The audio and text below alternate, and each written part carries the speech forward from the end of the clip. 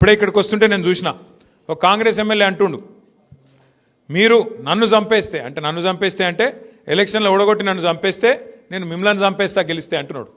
ఆ మాటలు మాట్లాడుతున్నారు. అవి చూసుకొనే ఇలా కాంగ్రెస్ కార్యకర్తలు కూడా చెలరేగిపోయి పిచ్చి పిచ్చి ప్రవర్తనలన్నీ చేస్తూ ఉన్నారు. నేను దయచేసి ఇక్కడ గెలిచి వచ్చిన మా సర్పంచులు ఎవరైతే మొత్తం 56 మంది, వారితో పాటు ఇవాళ చేరుతున్న 4 ఇండిపెండెంట్ సర్పంచులు ఉన్నారో 60 మంది మా ఖానాపూర్ నియోజకవర్గంలో మీకు నేను చేసే విజ్ఞప్తి ఒకటే, సర్పంచులకు నిధులు అనేది ఎమ్మెల్యే ఇయ్యడు.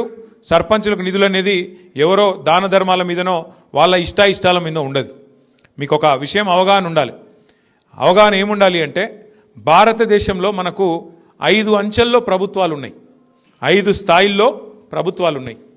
ఢిల్లీలో కేంద్ర ప్రభుత్వం ఉంటుంది, హైదరాబాద్లో రాష్ట్ర ప్రభుత్వం ఉంటుంది, జిల్లా కాడికి వచ్చే వరకు మీ నిర్మల్ జిల్లాలో నిర్మల్ జిల్లా పరిషత్ ఉంటుంది, ఆదిలాబాద్ జిల్లాలో ఆదిలాబాద్ జిల్లా పరిషత్ ఉంటుంది, మంచిర్యాలలో మంచిర్యాల జిల్లా పరిషత్తు, ఆసిఫాబాద్లో ఆసిఫాబాద్ జిల్లా పరిషత్ ఉంటుంది.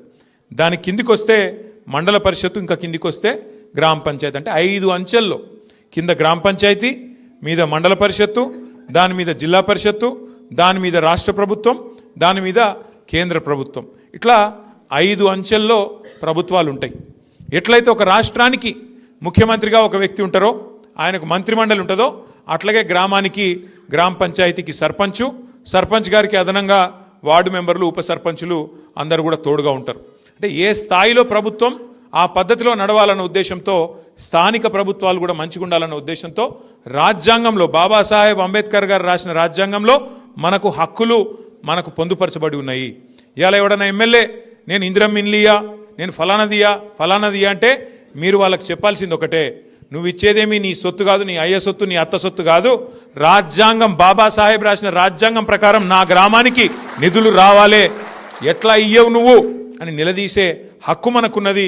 ఆ విచక్షణ కూడా మనం తప్పకుండా తెచ్చుకొని మన హక్కుల కోసం మనం కొట్లాడాలా.